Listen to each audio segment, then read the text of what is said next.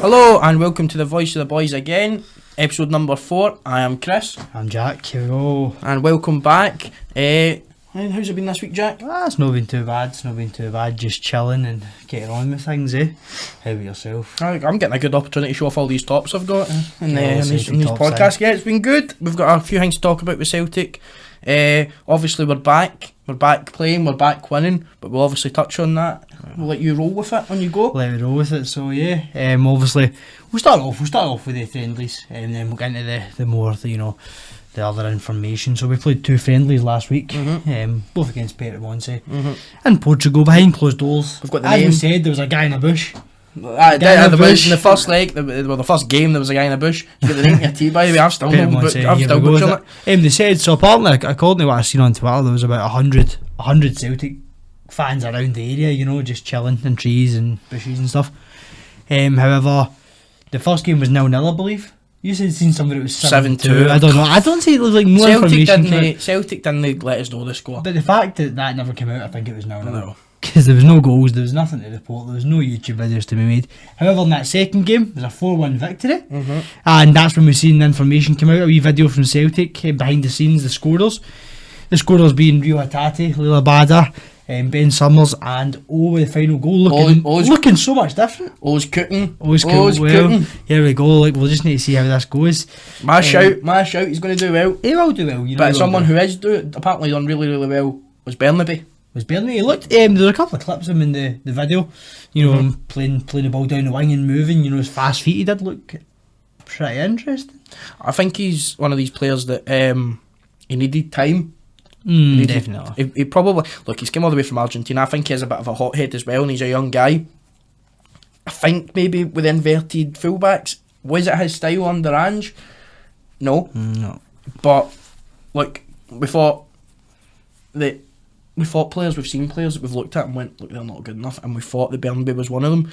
Hopefully it's a turn for him. Yeah, hopefully he pushes on from this. It's going to be hard to displace Greg Taylor from that. Absolutely, but they were talking about Kieran Tierney getting signed as well not that long ago, and if Kieran Tierney signed, all these different variations, if we were playing left centre back, if we were playing left back, I think Bernabei needs to push on, and maybe even if a left wing back position came available, it would help him, but he looked very, very good. It was very good. And you can never really tell how things are going at this point in the season, I didn't really like the tackle on Dizemeda though.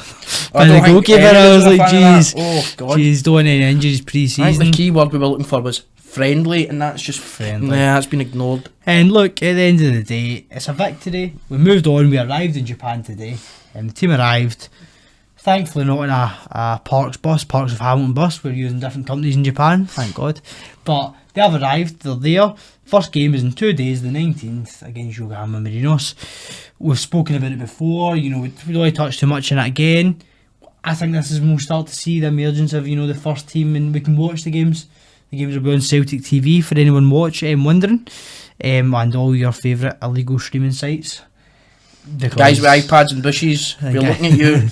So, yeah, we're looking forward to the game against Yokohama Marinos, then on to Gamba Osaka.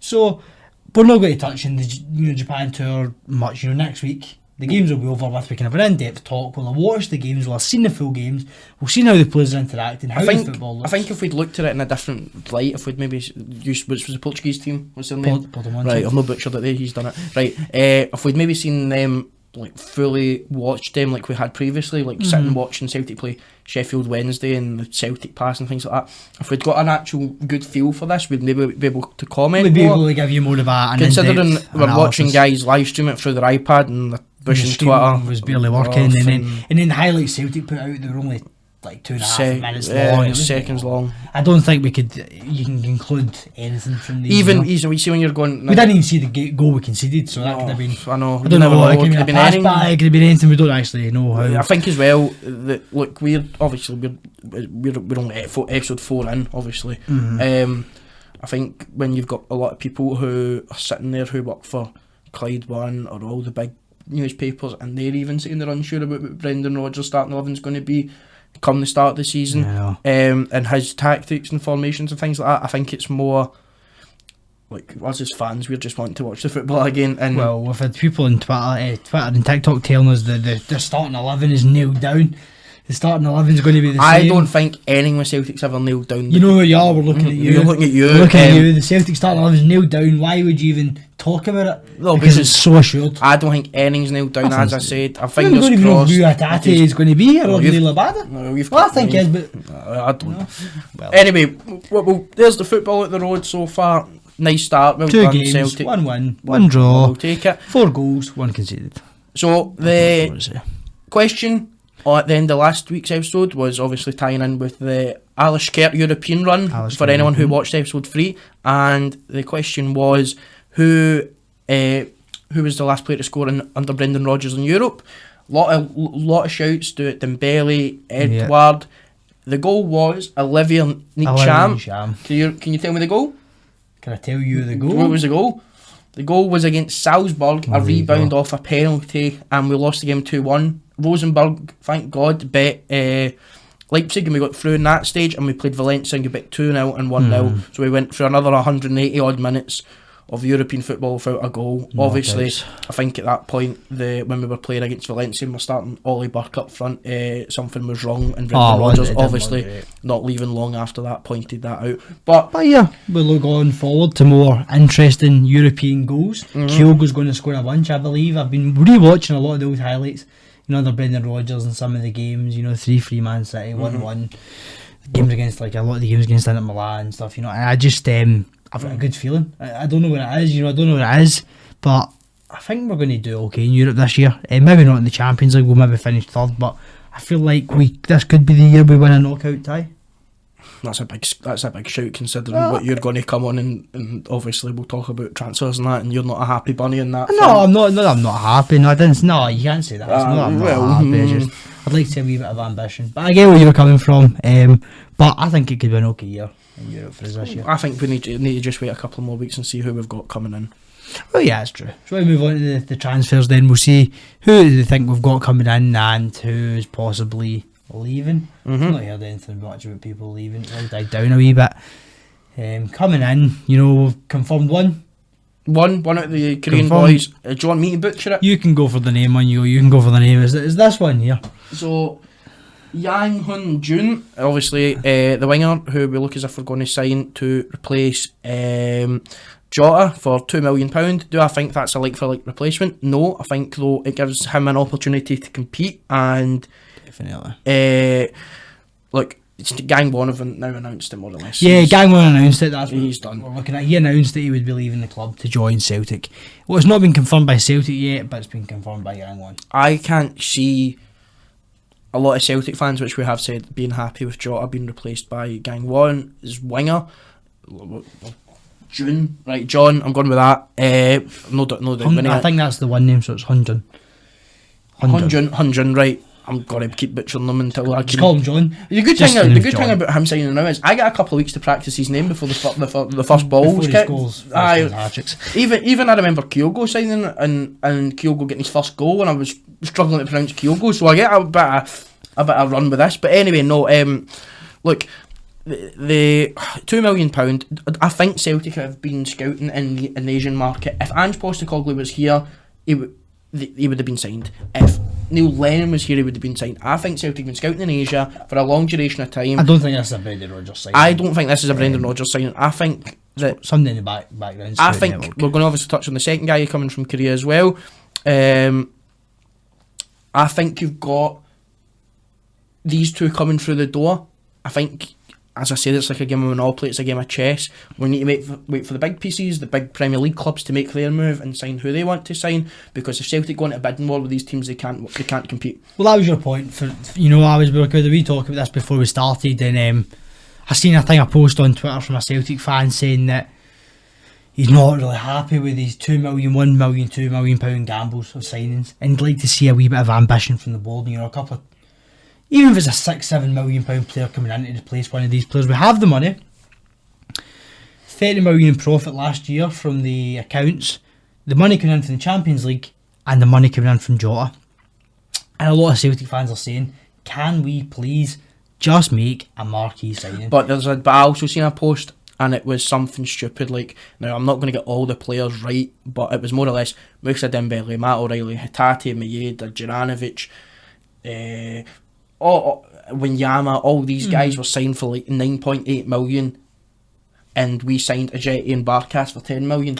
Oh no, you're so right. You can recruit smartly, and then you can recruit stupidly. But I think I agree with you there. But then I think our scouting networks is much. Oh, it's better now, and I definitely agree. And with I feel that. like if we're bringing in somebody for £6-7 million, maybe this is why it's taken a long time. Is that they're going to be a good quality player, and they're going to be a player who can play in Europe. For me, Brendan Rodgers said that he wanted to take a step back. So Brendan Rodgers said he was going to take a break from football for a year. I don't think he knew, or maybe he did, that the Celtic job was going to come up. Maybe he heard rumours, things like that.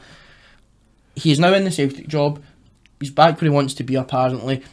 But I think he's took his foot off the ball. I think we even seen that with his recruitment at the end with Leicester. For me, it's going to take time to get guys through the door. You're never, ever wanting them to go, right, I'm going to get you straight away. Obviously, there's a couple of players we will touch on who we are linked with, who are worth a bit of money, who we have been linked with. A lot of... some of it looks a lot of waffle, some of it looks a lot of truth behind it. I think as well, though, as I said, it's a game of chess. Wait for the big pieces to make their signings. There's Man United last season paying a small fee in financial fair play because they got found out. How much more can Arsenal realistically sign without selling? I don't know if we're competing realistically for the signature of players with these teams, though. Yeah, but we're not shopping in the same markets. But Arsenal need to sell players now because they've signed Declan Rice for 100 odd million. So financial fair play for it to level it out. Could we afford any of these guys' wages? No, absolutely not. But they'll need to get people off their books. The big talk about Arsenal, and I know why you're mentioning it, is Kieran Tierney. Yes, and a lot of Celtic fans want it to happen. A lot of Celtic fans, if I'm being honest, don't want it to happen. I've seen people saying don't go near him. It can only go wrong. No. Greg Taylor, well look, I think it could go well. I don't think he starts automatically. I'm being honest. You can't take Greg Taylor out of that position without a reason, you know. See if Greg Taylor's playing well, he keeps the possession. Considering we were debating last year amongst ourselves. Where does Kieran Tierney play for Scotland? Left centre back. You can put him in left centre back. I mean, that's could possibly be a possibility. He played left centre back under Brendan Rodgers. Kieran Tierney and Carter Vickers could be a good centre back partnership, but I don't think it's going to happen. There's too much interest from teams like Newcastle. There's too much interest from the Premiership in England. Interest from abroad. I think there's too much interest for us to compete with. I mean, you've even seen it with a couple of other guys mentioned in this list that were mentioned this week coming to Celtic now. Away to Fenerbahce and. Should we go through the second Korean guy? Well, we'll go through the second Korean guy and then we'll touch on what's a list made up of. So the second one, on you go. The second player we're reported to be signing from Korea is Kwon Yoo-koo. Oh, alright. I've been practicing. That's probably not how you say it at all. He's boldly declared in the news that he would be the best player at Celtic as he prepares to make a move to Celtic. His exact words were, "I will become the best player in Celtic, and then I'll go to higher places such as German Bundesliga or the English Premier League." Is that not a wind up? No. This is the statement. Jesus. Is this a player we want to sign, making statements like that, already talking about leaving before he's even signed? I don't know if that's a wind up or not. No, honestly, apparently it's a true statement. I hope it's not. Well, I hope he comes and he proves me right then, and we can get a bit of money for him. Well, look, see if he comes and he becomes Celtic's best player and he's better than Kyogo and better than Carter Vickers, I'll take it. And we'll sell him for £30 million. But look, but then you need to know within yourself.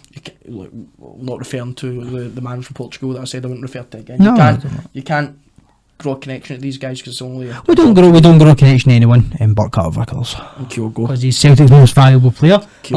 A lot of guys agreed with Carter Vickers. Don't think anyone agreed with Kyogo. Do you know what? So look.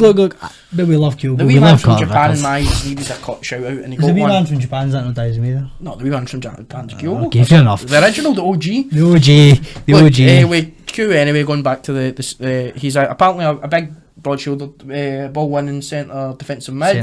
Compared a bit to Rodri. I've seen that. He was compared a wee bit to Rodri. I hope he doesn't cry as much as Rodri. So do I. But look, we signed Abdelgard last season, and he was meant to be a big ball-winning centre. I know, and it never transpired. I just don't think he fitted. We've just signed Awata, who isn't, but he's quite a short guy. As he's quite a nippy ball-winning player. He'd be playing centre-back even for us. So midfielder player of the year in Japan. Stop stealing my line. So look, is there space in there for someone else? That's what I was going to say. If I can see the point in the winger, I can't see the point in the CDM. Will I be happy to get a new recruit through the door? Absolutely, but I think that then spells for me, or sense for me, that you're going to see a Get lot rid of two or three midfielders. 2 or 3 midfielders going to go. Guys like maybe Sorrow, who are now back at the club, might go. Turnbull's got the last year in his contract. James McCarthy's another one. James McCarthy should have a lifetime contract. Nah, he should be gone. We should let him go. He needs to move on. He's taking up money. I don't think he's put in one good performance. Liam Shaw's another one. And Liam Shaw's another one. Look, we're just talking realistically here that these guys are not Celtic quality. Well, shouldn't have been brought into Celtic. We're brought into Celtic for the wrong reason. I think not Liam Shaw. Liam Shaw was a project sort of. I don't mean Liam Shaw. I'm talking about James McCarthy. I think James McCarthy at that point was we needed your number through the door. He needed a number, but he was brought in for the wrong reasons. There was probably better options elsewhere.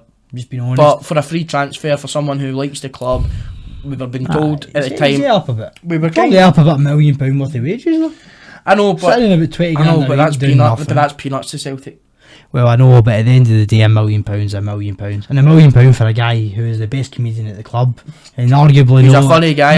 No in the top 6 midfielders is probably a wee bit too much. We're paying £1 million for his jokes. Look, let's put it this way.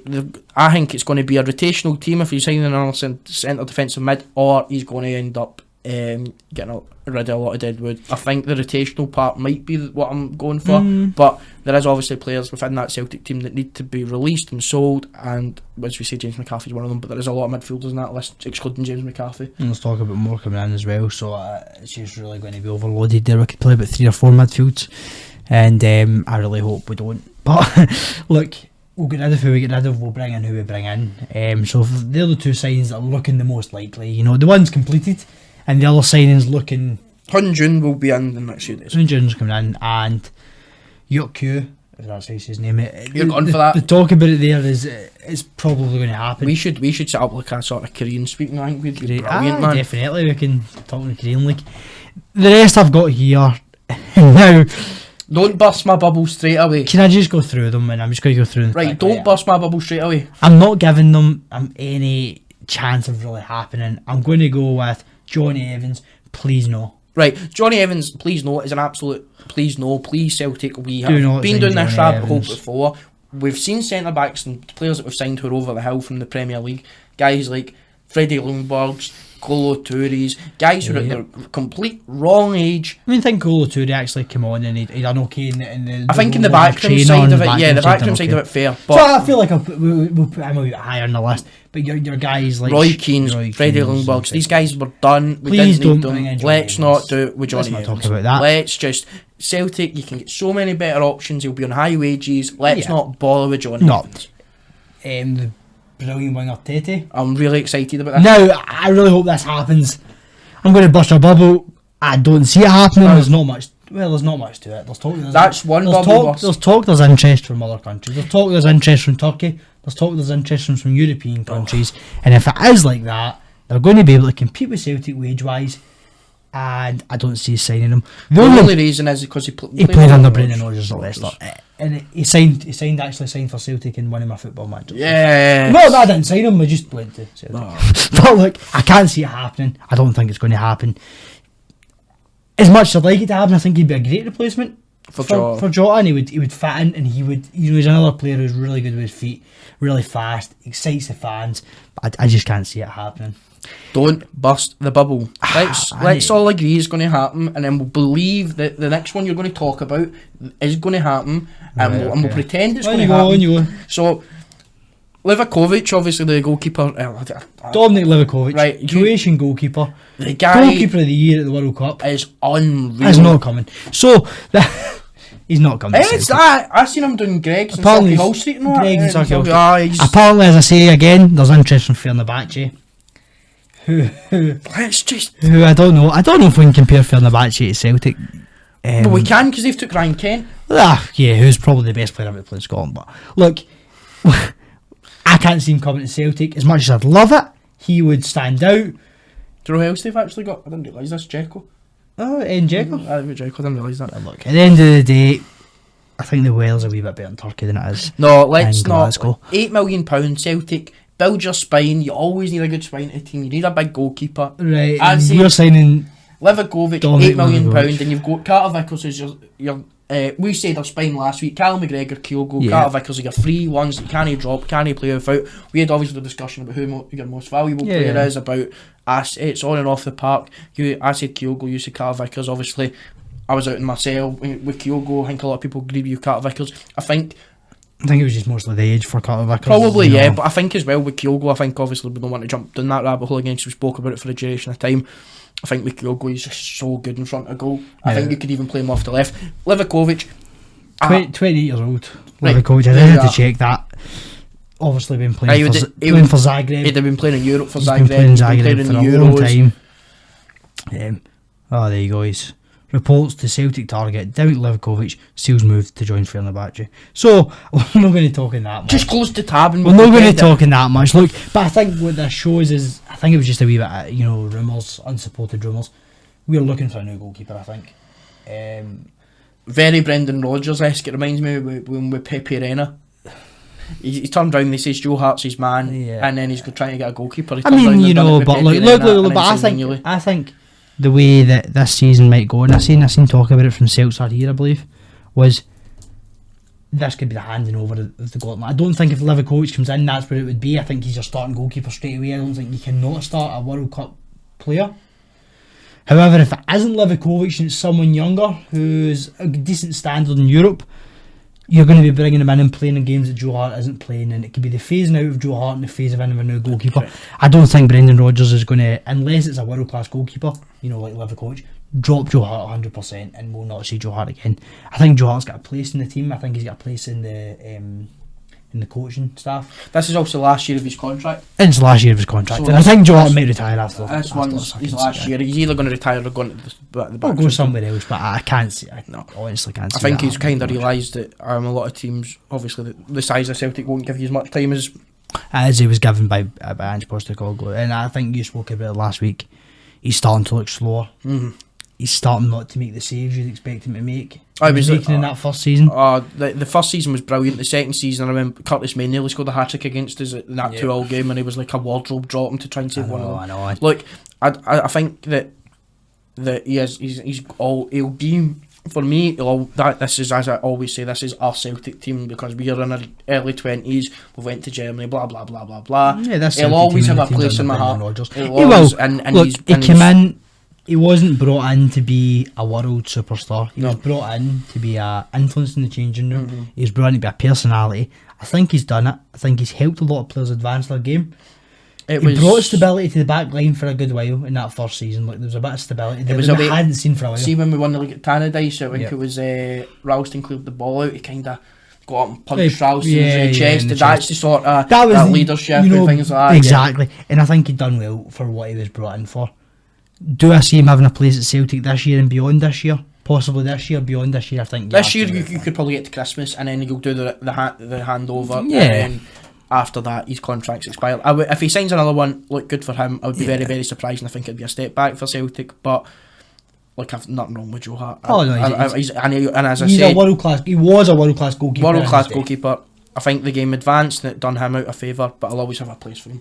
Should we move on? We'll move on. And would you like to go? Is there any other signings, anything else you've seen that's been linked with Celtic? I think there's been a couple. I've not put them in here because I don't think there's anything substantial. I don't think there's anything substantial yet. As I said, I think we're just at this. We're at this fade. We're at this fade. No, we're other teams need to complete their business. Well, I mean, like, let's look at it realistically. We can't compete with Newcastle. We can't compete with any team in the English Premier League. No. But every Celtic fan will want us to sign the same level of player as someone in the mid-table. I mean, you look at that, and I agree that we could sign the players. However, if it comes down to it financially, they're always going to win, right? Because players are going to be happy sitting the bench. I seen a tweet, right, and it was off a Celtic fan replying, and I agree with 110%. Jamie Carragher tweeted out, and I usually agree with Jamie Carragher. I don't like his choices, obviously, right? But I agree with him as a pundit. And he tweeted out and he said the Saudis have killed the game, blah blah blah, because all the players are going to the money to Saudi Arabia. And so just what England have been doing for years. Exactly. We lost Ryan Christie to Bournemouth. Now let's remember Bournemouth were in the Championship. Now, I mean, like, let's look. The English football has always had a wee bit of a superiority complex, and it happened in Spain for years, where Real Madrid and Barcelona bought up all the talent around the world. Suarez, and then Spain kind of spat out the dummy last year when England were doing it with Haaland and stuff. But I think you're just starting to see what football's become now. Just money. It is not a game for the working man anymore. Nope. Football is not a game for the working man. It hasn't been for a couple of years, and it's never going to be again. Well, touching on the friendlies and things like that, obviously we're playing Wolves in Dublin. The ticket prices look Ticket prices are shocking. I think it's like stupid. £50, £60, even higher going. And I was thinking to myself, we could have went and made a day of it, but realistically, what's the point for 90 minutes to pay that sort of money when we went to Germany and I got a ticket in the standing section in Leipzig for €15. €15, I mean, €15 for a Champions League game. I just, the price of football here, England, is killing the game. It's not as bad here as in England yet. There was people reselling tickets for the last game of the season at the Emirates for Arsenal for £20,000. Sure. A game that they if they'd won the league would have lifted the league trophy, and people were paying £20,000 for tickets. They're pricing out the young people and normal football fans out of football, exactly. And I think it's atrocious. I've never thought the Celtic board have been great at dealing with fan relations. No. I think we're one of the worst in Scotland, and that's not a shot if anyone wants to come at me. Like I'm happy to stand by. You scrapping the money we paid through the COVID seasons, and the money our fans have sunk into this team for years and years. People coming over from Ireland, week in, week out. People coming from paying £100 for 2 Old Firms, didn't they get to go to them, getting a £50 voucher, and then a top cost you £60. You're still giving £10. You weren't even covered for the top. And teams like Motherwell, who are one of the most financially unstable teams, they've got the least amount of income in the Scottish Premiership. Giving their fans, not charging their fans at all. The people who do pay, not charging them at all for that full season. I think teams handled it better than we did. I think a lot of people, when you renew your season ticket and stuff, they get like small gift boxes. It's nothing exuberant or nothing expensive, but it's a nice touch. I don't think Celtic do fan relations very well. Well, when I was studying, I was a Leeds fan. I was talking to him, and Leeds got the first year. That was the season that Leeds got promoted to the Premier League. Obviously, they just got relegated. But I think you get a season ticket, and you showed your season ticket when you were in the shop.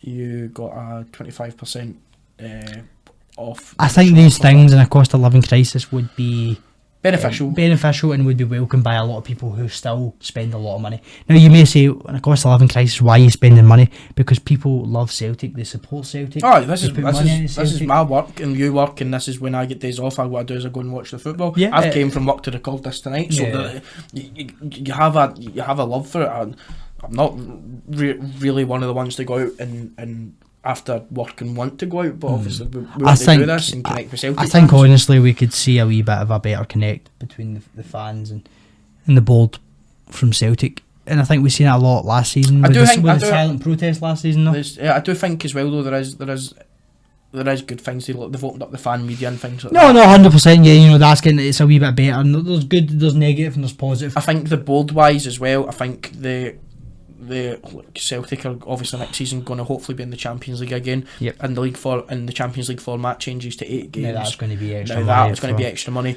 We're already just paid £600 roughly for a season ticket. £600 for a season ticket. And then you're going to end up paying now £127 extra for your European games this season, or whatever it is. It was last year, 120. Yeah. So it's and now an extra 3 or 4 games the year after, so that But as much as we get to see a lot of top quality players and teams. Or would it be extra games though? Because if it was, we played 7 or 8 games, 3 away, 3 at home, 3 or 4 at home. 4 at home, so you'll be paying. Alright, okay, so it's an extra game, so you pay an extra, say you pay. However it's worked, I don't know how it's going to work. But look, I love Celtic. I love Celtic because of the fans, I love Celtic because of the players, I love Celtic because of the atmosphere. I love Celtic because of what Celtic is, I don't love Celtic for the board. But before we go any further, when Dermot Desmond shows up at board, the least low charging was £120 like Rangers are for a top. Right, let's move on. £120 for a Rangers top. At least we're not going to charge that. For the home top, generally, right, move on before Dermot Desmond shows up with shotgun. Okay, no bother. So I've got a wee Celtic trivia quiz here. Right. For you to take part in. I'll no look. You'll no look. So I'll turn this round, right. So I can ask the questions. They're nothing too hard. Right. Just I thought we'd just add it in. I would like the Celtic fans at home to have a wee try. See if you know the answers. If you do, can you put it in the comments below? So they're not too hard. Well, I'm just going to give you the first question. Celtic beat Morton on the 3rd of March 2018, 3-0 in the quarter-final of the Scottish Cup. Right. Who were the scorers in that game? 2018. Right, Griffiths is one. Oh, is he? 2018. Right, let me think about this. Now, I'll give you a clue. These are players that... That's too much of a clue. I'll give you, if you can't get it, I'll give you it. Morton, 2018. Right. King Morton. So 2016, 2017 is... Who is it? Is Griffiths one? I don't think Griffiths was one. Griffiths was one. Right, so Greenock, Morton... Now, I'll give you... These guys were top strikers. Oh God, we're just looking at And we awful. wouldn't... No, come on. We wouldn't use listen and play together. Greenock, Morton? Oh, is it Dembele and Edward? Dembele scored 2 and Edward scored the other. You know, I think that... To remember Is that the random... one that Comper played in? It might have been, actually. It might have been. To remember a game in 2018, you know, you're... Against Greenock, Morton. You're That was a nap. Oh, yeah. You were there. Who is the Celtic player to score the most goals in one season? Enoch Carson. No. Is it no? Jimmy McGrory. Jimmy McGrory. Right. I believe it was 62 or 63 goals. And the last question... Now, I'll give you to within 100 each way of this, by the way, because this one...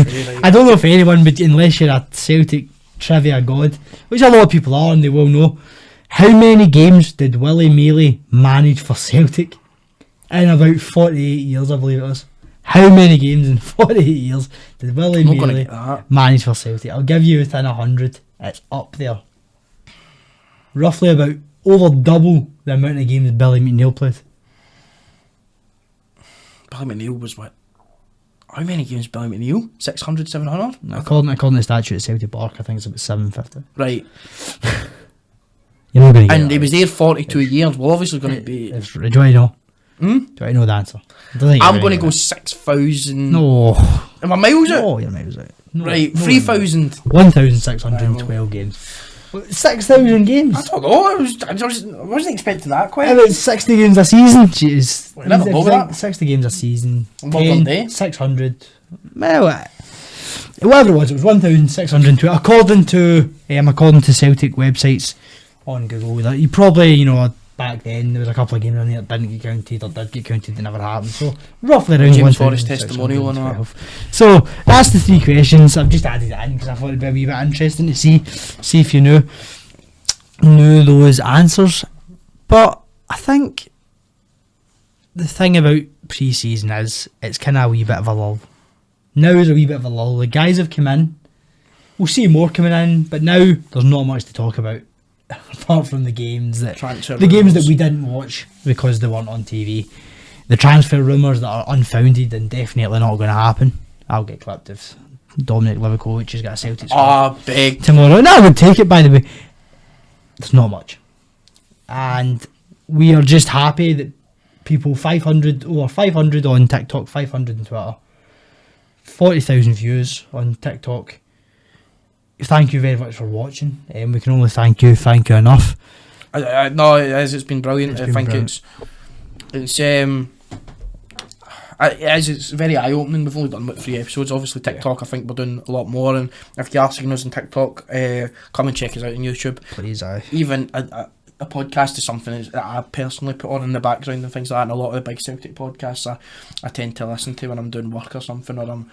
You know yourself, you stupid jobs around the house, I'll stick it on. For next week, a question I do want to ask is I want everyone to put their favourite Celtic story or memory down below.